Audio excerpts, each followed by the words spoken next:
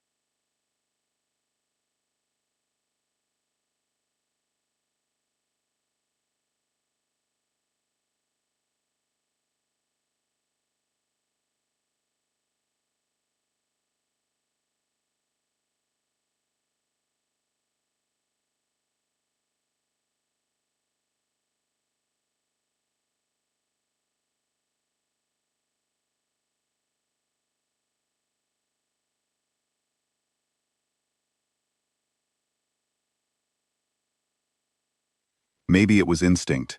Maybe it was something she could not even explain. But she lowered herself down to the wet ground and curled her body around the shivering pup, letting her warmth cover him. He was too weak to react at first. But slowly, his shaking got a little less, and she stayed. A wildlife researcher named Dr. Elias had been watching this pack for almost 3 years. She had a small setup near the tree line, a camera, some notes, a sleeping bag, and a lot of patience. She had seen all kinds of things in the wild, but that night, what she saw through her camera lens stopped her completely. She watched the pack leave. She watched the female stay. She did not interfere. She just kept the camera rolling and held her breath.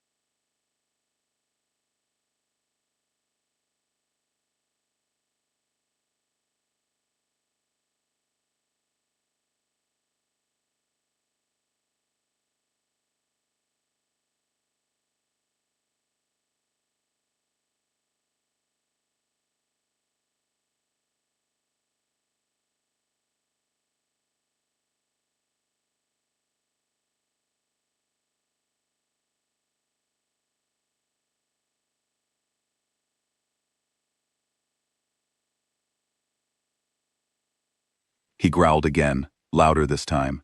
She pressed herself closer to the pup instead of backing down.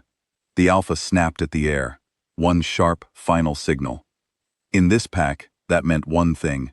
You are no longer one of us. Go. And then he left. And this time, nobody came back. She had been thrown out, cast away. After years of following the rules, keeping her head down, earning her small place in the group, it was gone in one night, because she refused to leave a sick pup alone in the cold.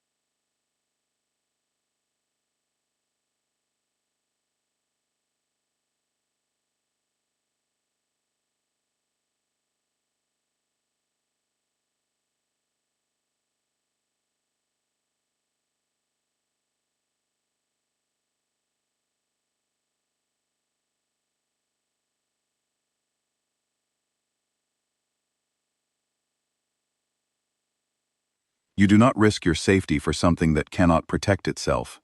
That is just how the wild works. But she was now alone, in a freezing forest, responsible for a pup that could barely open his eyes. The next few weeks were not easy, not even close. She moved the pup to a small den she knew about, a hollow space under the roots of a fallen pine tree, deep enough to block the wind, and hidden enough to feel safe. She hunted at night when the pup was sleeping. She brought back food and broke it into small pieces he could manage. When he was too weak to eat, she stayed beside him. When he tried to walk and fell, she waited. She did not rush him. She did not leave him behind.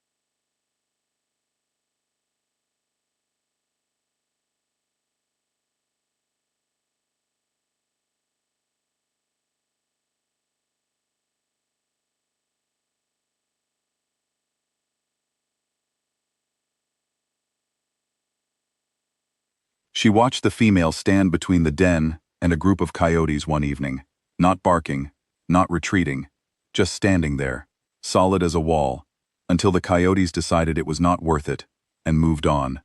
She wrote in her notes that night, "She is not just keeping him alive. She is teaching him that the world is something you can stand in front of." Then the snow came. It was not a light snowfall. It was a full blizzard. The kind that turns everything white and silent, and makes it impossible to tell where the trees end and the sky begins. For 2 days, Dr. Elias could not follow the trail. She could not see anything. She sat in her vehicle, watching the storm, and felt something she did not usually let herself feel in fieldwork. She was worried. When the storm finally stopped and the world went quiet again, she pulled on her boots and went back into the forest. The tracks were buried. She had to guess. She followed the ridgeline where she had last seen them and pushed through the snow for almost an hour before she found the den. She crouched down and pointed her small flashlight inside. They were there. Both of them. Alive. The female's head was resting on the pup's back, and they were pressed together like they had always belonged that way. The pup's eyes opened slowly in the light, and his tiny tail gave one small wag. Dr. Elias sat back in the snow and let out a long breath. She did not write anything in her notes for a while. She just sat there. By the 5th week, the pup was unrecognizable compared to the broken little thing found shaking in the mud. He was eating on his own. He was running. Not gracefully, but running. He had started to develop small habits that mirrored the female's without even trying. He would sniff the air the same way she did before settling down. He would pause at the same spots she paused at. He had no wild family, no mother, no littermates.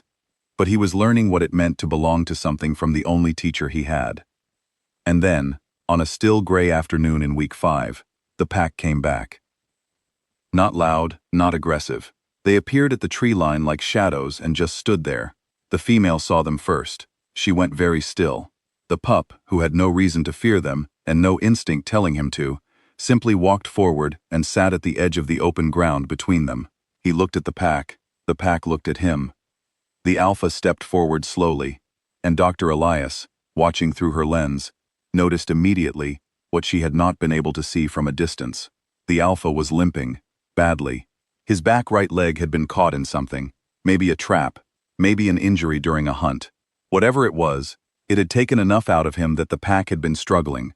Without their formation, without everyone moving properly, the hunts had been falling apart. 4 days with almost nothing to eat. The female watched the alpha approach and did not back away. She did not growl. She did not run. She stood her ground in a way that was completely calm. Not threatening, not submissive, just present. The alpha stopped a few feet away from her and looked at her for what felt like a long time. Then, slowly, he lowered his head. Not all the way. Not like he was surrendering. Just enough. Just a small, quiet dip of the head that said something words never could. That evening, she went back with them. The pup walked beside her. Nobody stopped him. Nobody challenged him. He slipped into the group like he had always been there, because as far as he knew, he always had been. Dr. Elias later said in an interview that what she had recorded across those 6 weeks was one of the most remarkable things she had seen in her career. Not because it was dramatic or unusual in a scientific sense, but because of what it showed about a choice made in the dark, in the cold, by an animal that had nothing to gain and everything to lose. The pack had cast her out because they thought staying meant weakness. Because in their world, looking after a stranger made no sense. But what they did not understand, what none of them could have seen from where they were standing, was that the choice she made that night was exactly the kind of choice that builds something unbreakable. She did not ask for loyalty. She did not perform it. She just showed up, every single night, for a small pup that had no one else. And when the pack came back, not because they forgave her, but because they needed her, they found something they had not expected. They found a female who had survived the worst winter she had ever faced, alone, and come out stronger. They found a pup who did not know how to be afraid of them. And they found a bond between those two that was so ordinary and so solid that it made the whole idea of pack feel different. The pup grew up inside that group. He was never fully wild, never fully domestic, just himself, somewhere in the middle, which is exactly where the female had always been too. Maybe that is why she saw him the way she did, shivering in the mud that night.